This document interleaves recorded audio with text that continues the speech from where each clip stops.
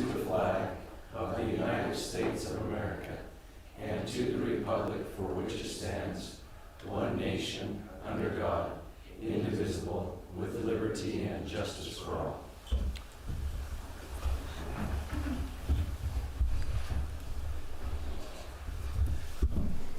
Okay, item number 1, we have a presentation of Carbon County Employee of the Month Award by Rose Barnes.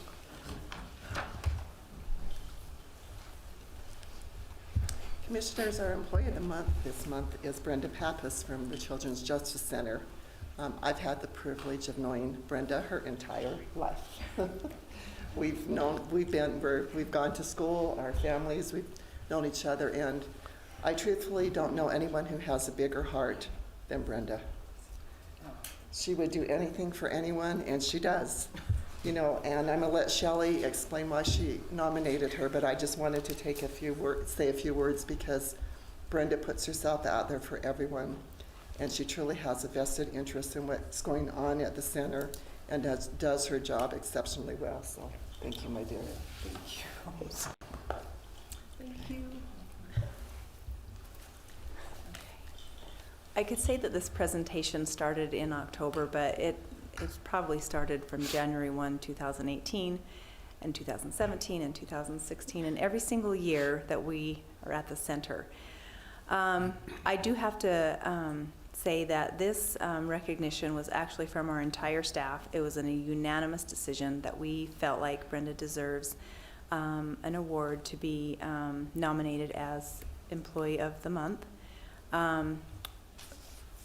Brenda, if you come into our center any day of the week, any month in the year, or any holiday, you will see it beautifully decorated, warm, welcome feeling. And if it wasn't for Brenda, that wouldn't happen. It would be very dull and a very boring facility. But why I say October is because this past October was the first year we decided to open up part of the center as a spook alley and invite the entire community to do a trunk or treat and have a spook alley for younger children. Well, none of us are very coordinated. We're not, I just don't have the decorating sense. They're not spooky. We're not spooky. And so we're like, we don't know what to do. We don't know where to start. And Brenda just came in and snapped. I mean, she knew exactly where things needed to go. And if it wasn't for her decorating and her spooky sense, the success of our event would not have been as a success. And the compliments that we received online, even from people at our event, were they thought that the spook alley was amazing. It wasn't really scary where kids were just freaking out and didn't want to go in, but it was spooky enough where it was very, very Halloween festive, right? And we just had a lot of people in the community thanking us because we were able to put something together for younger kids, and because the other spook alley is the one in Springland, which is really scary. And so this was perfect for the kids, and we had kids going in and out of it 3 and 4 times while they were there trunk or treating. And we just wanted to say thank you, Brenda, for all of the hard work that you do, and for Regalia. Again, if it wasn't for Brenda, we don't know what the Christmas trees would be looking like for the ones that the center puts in. So we just want to acknowledge this and acknowledge you and say thank you so much. We appreciate you. Well, for one thing, it's really great to be giving an award for something that I have so much fun doing and enjoy so much, and a place where I just love. I'm doing what I like, so I appreciate it. I do. Thank you. Thank you. Thank you, Brenda. Appreciate all your help out there.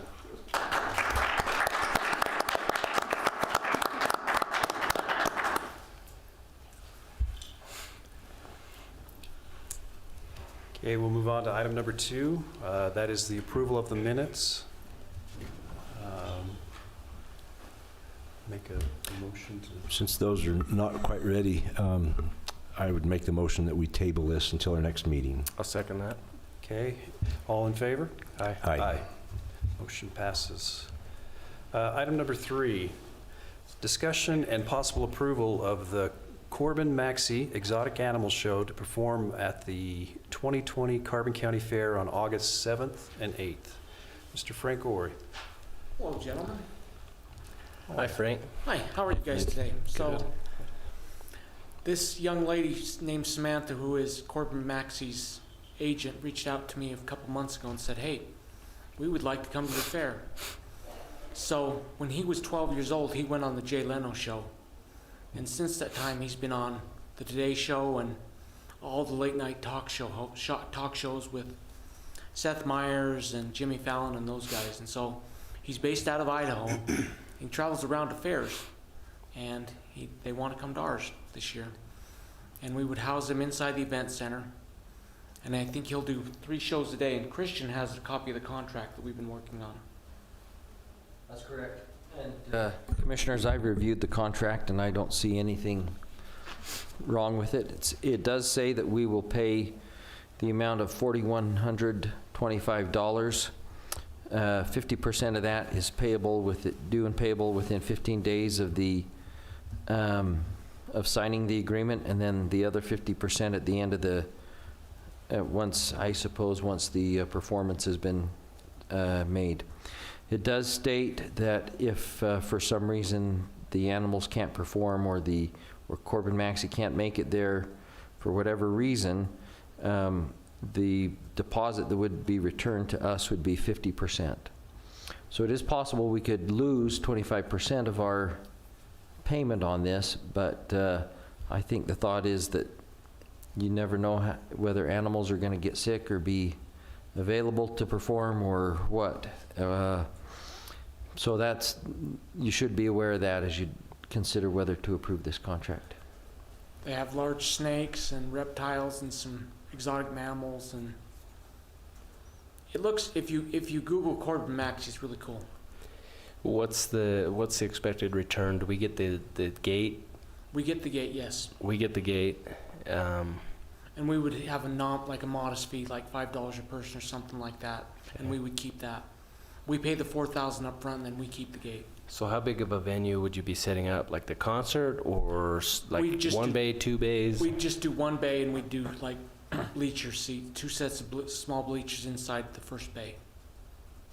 So we could seat up to 500 people per show, and they'll do 3 a day.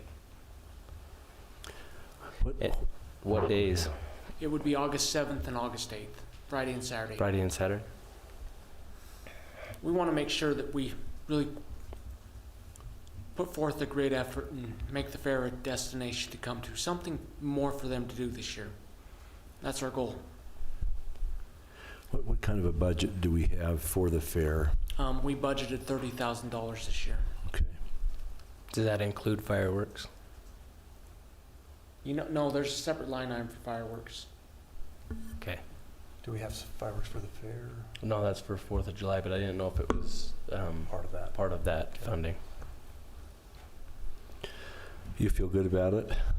I've been excited. I've been talking with this lady, Samantha, on and off for about a month now. So I think it'll be fun for the community, fun for the kids, and I think we'll make a little money on the side too.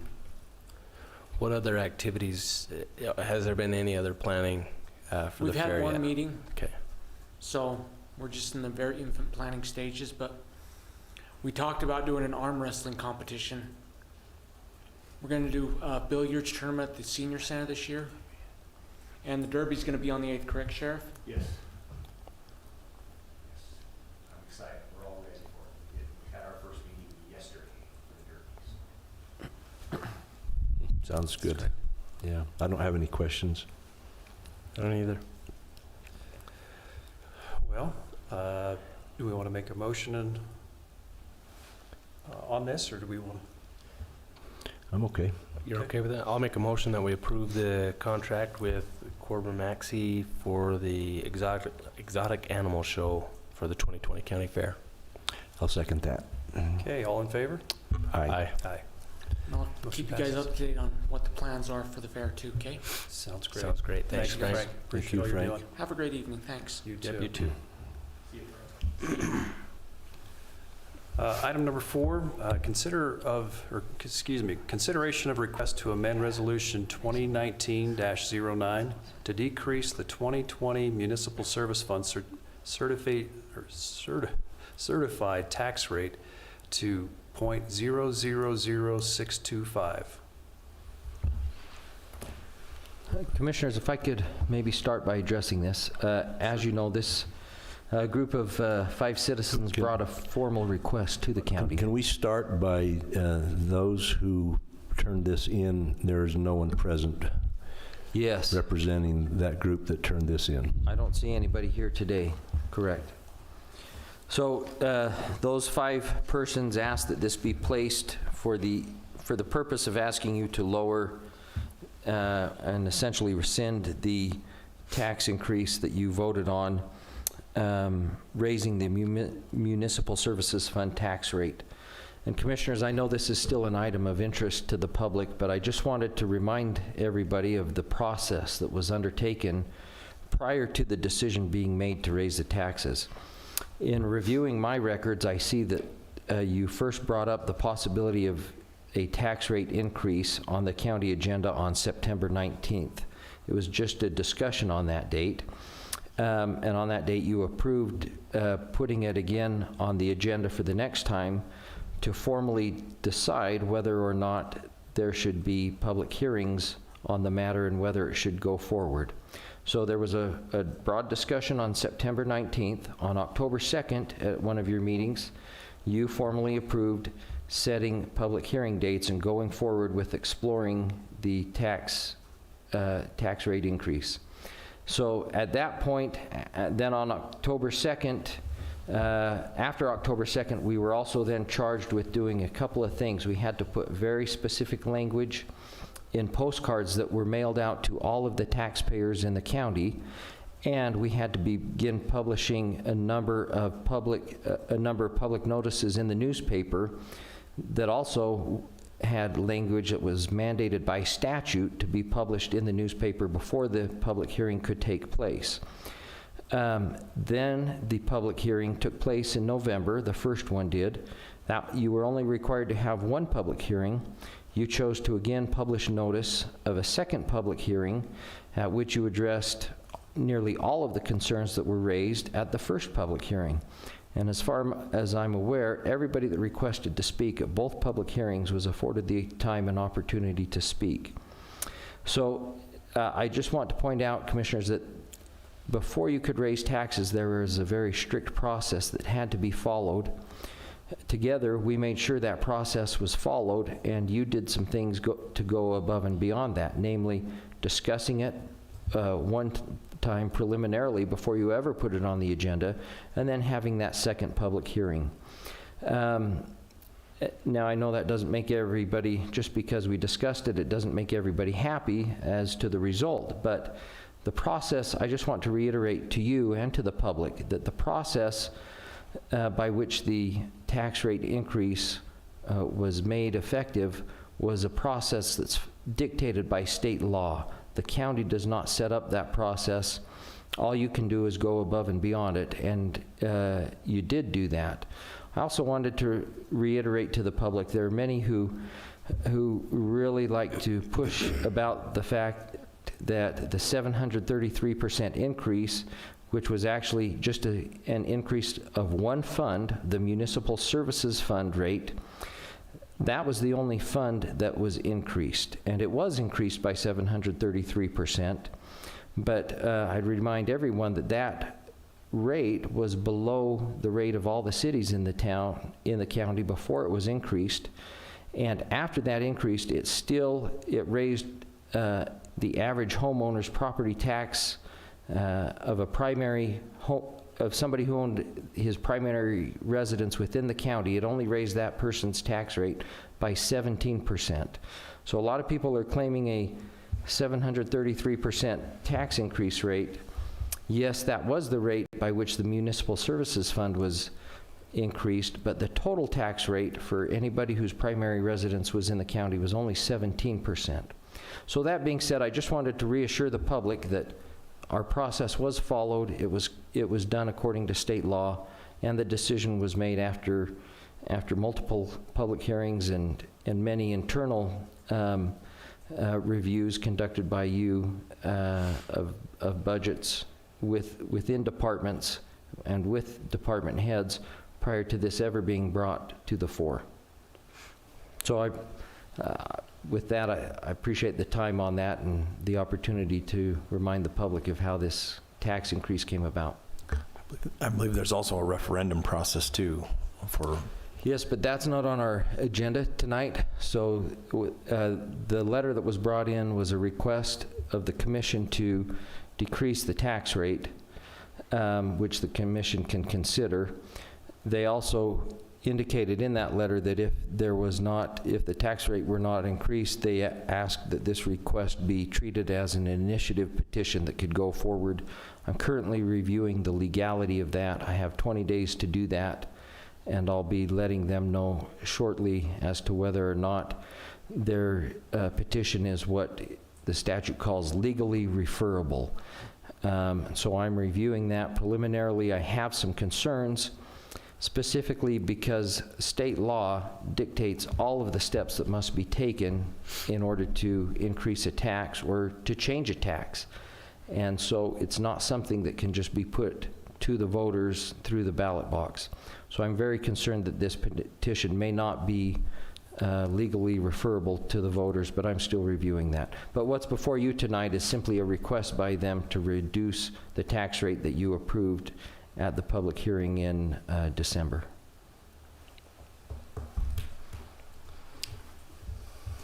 Any comments or concerns? Comments, yes. Yeah. This is the second request from this group. I just think that from my view, those who continue to beat this, if they sat in our seats and had lived with this for 11 and a half months, and in Commissioner Hope's case, years, and would approach this with an open mind, they would see the need for what we did. And I personally am unwilling to change that. And I take seriously the obligation that I have to make sure that the safety and welfare of the citizens of Carbon County are utmost and top priority. And to reduce the tax rate would eliminate many of the services that we need. So I'm not willing to do anything to change what we did. And when, as Commissioner Jensen said, there was a lot of time, a lot of effort, a lot of meetings, a lot of discussions, a lot of thought went into this. It was not something that was a knee-jerk reaction. We basically talked about it before Larry and I got into office. As soon as we were elected, this was a topic that was thrust at us. So there are some there that just like to agitate. They won't come and talk to any of us, any of the clerks, any of the attorneys, any of the sheriffs. They just want to gather information from outer space. As Commissioner Jensen said, this is the second attempt. The first one was out in left field, so to speak, and I personally reached out to one of them, tried to offer assistance, and basically was told thanks but no thanks. And again, their first option didn't work. So we've extended olive branches. We've tried to work with everybody. As Christian said, we held extra meetings. We've held extra hearings. That was not just for our enjoyment. That was to try to get everybody's input. There are some hard choices, hard decisions. We're not going to make everybody happy, but we made the best educated decision. And I agree. I don't see how we can change that. I don't know that I have much to add to that, other than, like Tony said, we had to make some tough decisions, and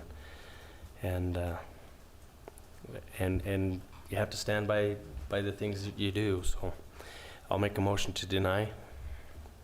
I'll second that. All in favor? Aye. Okay. Next item, request for departmental credit card for County Attorney's Office, Christian Briner.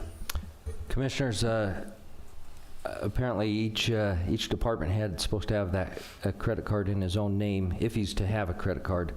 So now that I'm the new county attorney, I'd like to request a credit card so that we can use it here and there for registering for different continuing legal education programs, and occasionally we need it for gas if we go out of town, but that's primarily it for conferences that we occasionally attend. Okay. I don't have any question. I'll make the motion. We approve a credit card for County Attorney's Office for Christian Briner. Second that motion. All in favor? Aye.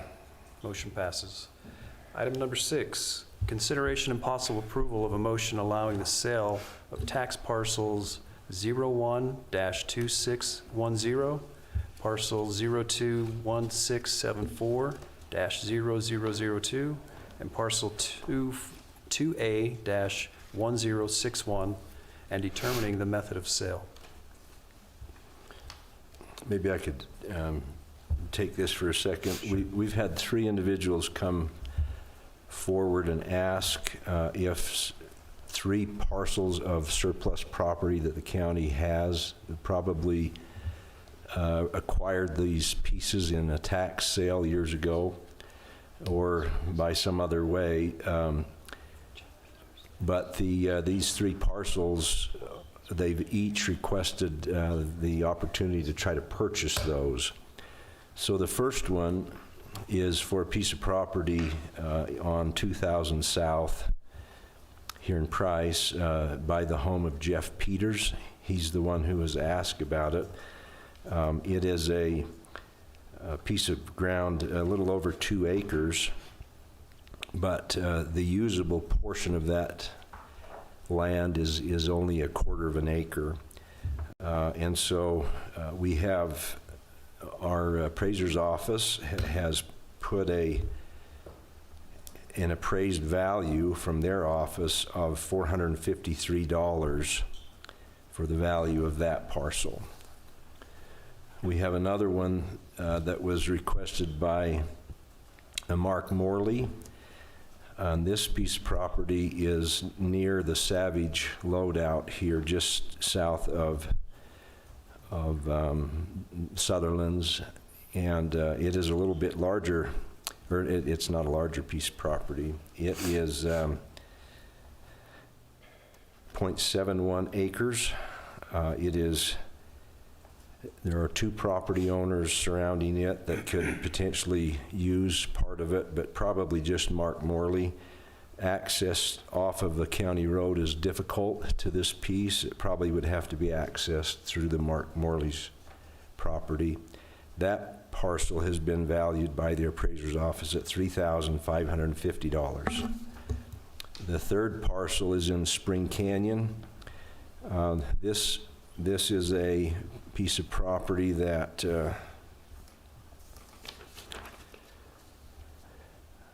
a man by the name of John Beld, who owns property all around this, has asked to purchase it. It's a L-shaped piece of property that's only about 100 feet wide. It encompasses 5.33 acres of ground. It is on most of this parcel is on very steep terrain, going up a steep hill. The value from the appraiser's office on this parcel is $2,665. So that's a brief description of those 3 parcels. They're all parcels that have been in the county's name for a long time, and as these people have requested it, I think it's appropriate that we dispose of the surplus property and make a decision tonight of the route to do that.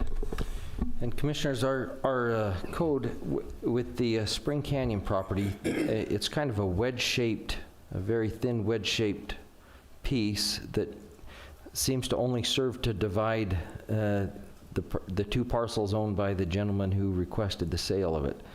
I think with that piece, you would be justified in simply selling that to him, because our code allows you to sell an insignificant piece of property directly to someone where it's needed to combine parcels or to allow him to have access to both pieces of his property. So I think you could make a motion to allow that sale to go directly to him.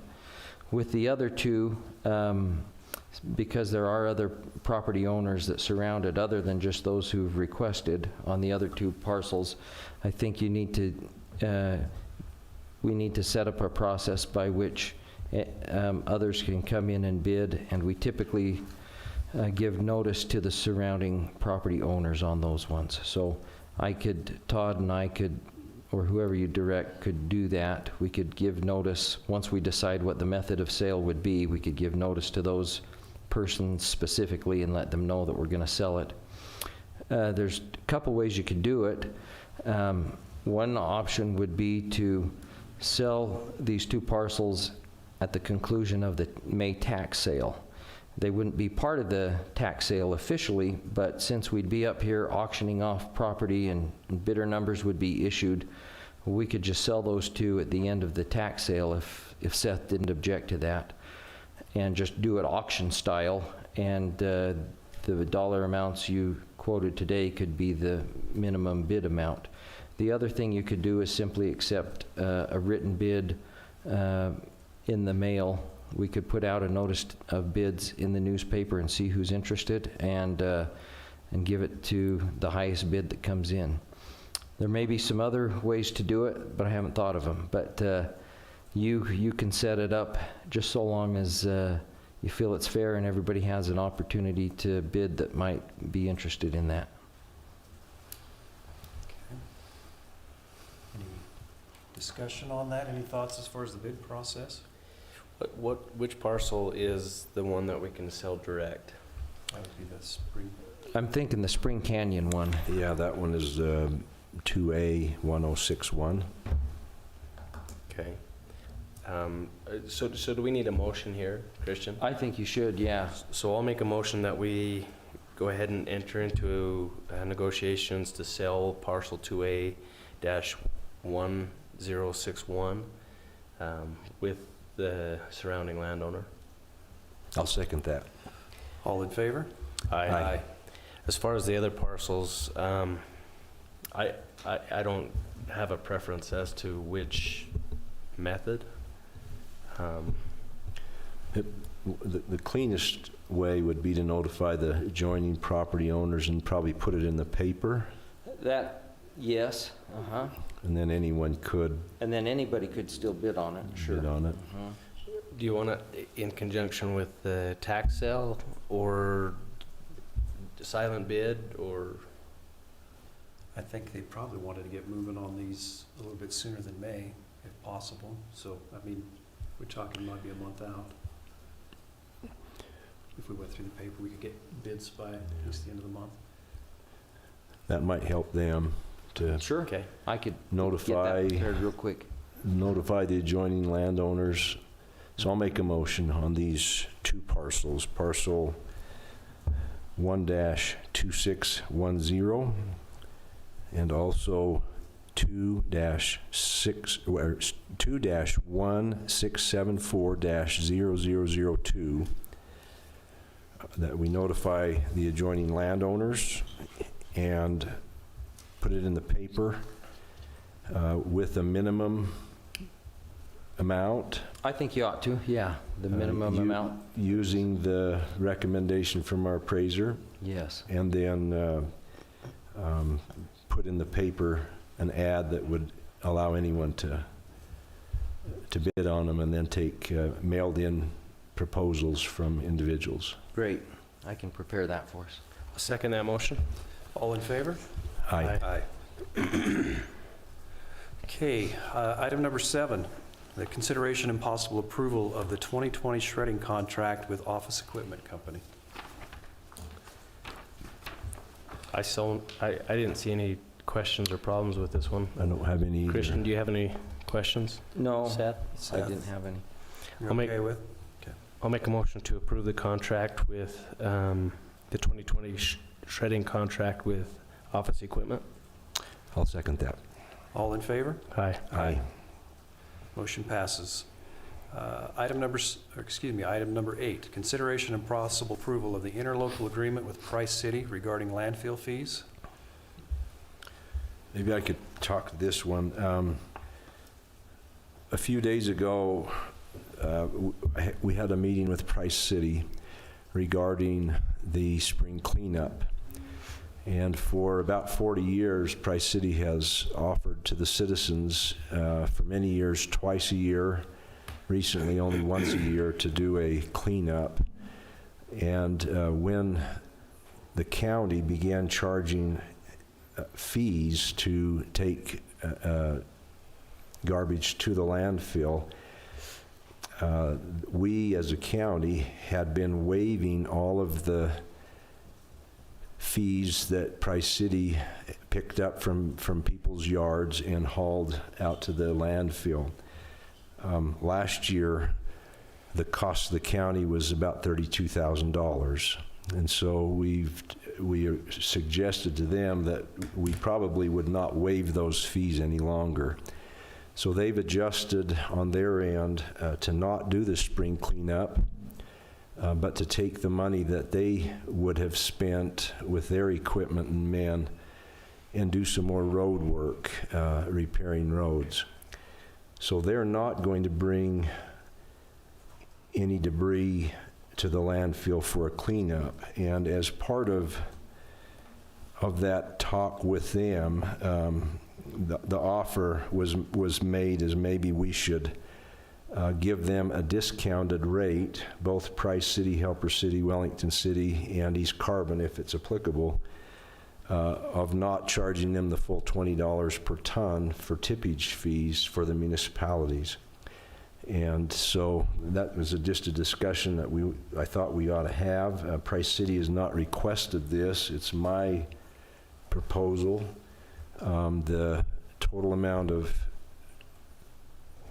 fees that we charged Price City last year was a little over $10,000. So this would reduce the amount a little, but it would be a huge savings to the county by not accepting all of the debris from their spring cleanup without a charge. Okay. Do we have any other further discussion on this? My thought is we ought to offer a tippage fee of $15 an hour rather than $20 per ton. Okay. Yeah. Okay, and would that be applicable for all cities? Yes, Okay. for all three. So we would have to change our ordinance regarding the landfill fees so it'd have to come back, I guess, for that. And this would just be for the cities, or would this be for other commercial users? Just the cities. Just the cities? Yeah. I think it's a good thing. So I'll make the motion that we make some changes to that ordinance, I guess it is, for the landfill fees to be reduced from $20 to $15 for Price City, Helper City, Wellington City, and East Carbon City. I'll second that motion. All in favor? Aye. Motion passes. Item number 9 is consideration and possible approval of the amendment of the contract with the BLM for weed control. I guess that one's mine too. This is a standard agreement with the Bureau of Land Management. In our county, we have a cooperative effort from Emery County, Carbon County, the Forest Service, the Bureau of Land Management, the Division of Natural Resources, to do a number of times during the summer and in fall some weed spraying on both the Forest Service and also the BLM properties throughout the county. The county is charged with that responsibility by the state, and so in an effort to cooperate and help us as a county provide the spraying of noxious weeds. That there's a list determined by the state of those type of weeds that need to be kept under control. The BLM offers us $7,000 a year to help with that effort. And so the contract is just for that. We have to turn a bill into them showing where we've helped them with some mapping and what type of chemicals we used. But it's one way to help spread out the county's responsibility to control the noxious weeds in the county. So I'd make the motion that we approve this amended contract with the Bureau of Land Management for weed control. Before I second that, I just want to say thank you for all your work on this. I know you've done a lot of work on making sure that we're not overdoing and that all parties are contributing and not just the counties.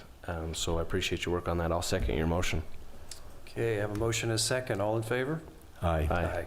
Motion passes. I want to get Brady's attention on this one. But item number 10 is the county parameters resolution. Resolution number 2020-02. A resolution approving the adoption of the Municipal Building Authority of Carbon County, Utah, of the parameters resolution authorizing the issuance and sale of not more than $1,750,000 lease revenue bonds in one or more series for the purpose of the Health Department building improvements and related matters. Come on up, Brady. Explain to the public what we're doing here and why. The county, in conjunction with the health department, as we've mentioned a couple of times, have reached an agreement to exchange buildings. Our building, corner of 28 South and 100 East, and then the old 7th District Courthouse and the old Sheriff's Detectives Building. It's a very official description. That process has gone through the CIB application and been approved for a grant and loan combination. And that happened about a month ago.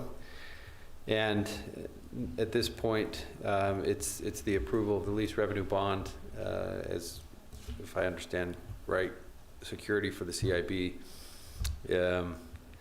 That is initiated through the county. It won't be the county's responsibility to pay that off in terms of coming from county funds. That will be from the health department budget.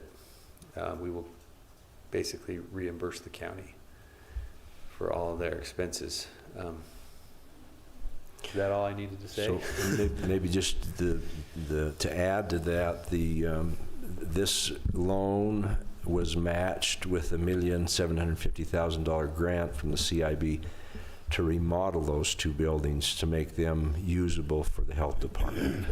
Yes, and an additional $460,000 WIC grant. So we're up in the $3 million to remodel those buildings. But only 1.75 million is loan, right? Correct. So of that, you've done really well to secure a large amount of that through grant, and we're not going to have to pay more than 1.75 through a loan, which is great. Correct. And yes, it is the health department's, health district's obligation, but the county MBA, Municipal Building Authority, is the vehicle and the sponsoring agency through which the bond is going to be procured. And this resolution says for the public hearing dates and everything. Yes, it does. Okay. So this is what they call the parameters resolution, basically saying we're going to go forward with this process. And inside that resolution, there are many documents attached to it. draft copies of the lease that it's anticipated will be entered into. Draft copies of the bond documents themselves are attached to this. And so the county has to approve the MBA to go ahead and, the county, both the county and the Municipal Building Authority will be approving this loan structure. Okay. I have no questions. I think it's a great help to the health department. A note, they keep having mandated things the state makes them do that requires hiring new people. And they have people that their offices are in closets in the old building, so. Harry Potter style. They're ready to start stacking on top of each other. So this will be a real help for the, I might mention that Guardian ad litem is in the old courthouse at present, and we'll work around them. They'll stay in that building through the remodel and continue to serve, or not, they'll continue to lease the building until 2023 when the lease between Carbon County and them is up. Would say we felt a great partnership with the county in this process and feel like both entities wind up in a good place. Agree. I'll make a motion to approve resolution number 2020-02. I'll second that. Motion is second. All in favor? Aye. Okay. Item 11, we will adjourn as the Carbon County Commission and convene as the Carbon County Municipal Building Authority. I'll make that motion. I'll second. Okay. So now we're going to 12 here. Do we need to set the time or anything? Or that's not it? No. Okay. So this isn't a public hearing. Okay. Item number 12 is the MBA parameters resolution. The MBA resolution number 2020-01, a resolution authorizing the issuance and sale of not more than $1,750,000 lease revenue bond in one or more series for the purpose of the Health Department building improvements and related improvements, fixing the maximum interest rate, maturity, and discount of the bonds, providing for the publication of a notice of public hearing and bonds to be issued, and related matters. Basically, this is the same thing as the last resolution, just at the Municipal Building Authority. So I'll make the motion that we approve MBA parameters resolution number 2020-01. I'll second that motion. All in favor? Aye. Aye. I'll make a Motion passes. motion that we adjourn as the Carbon County Municipal Building Authority and reconvene as the Carbon County Commission. I'll second that. Okay. Thank you for Thanks, coming. Brady.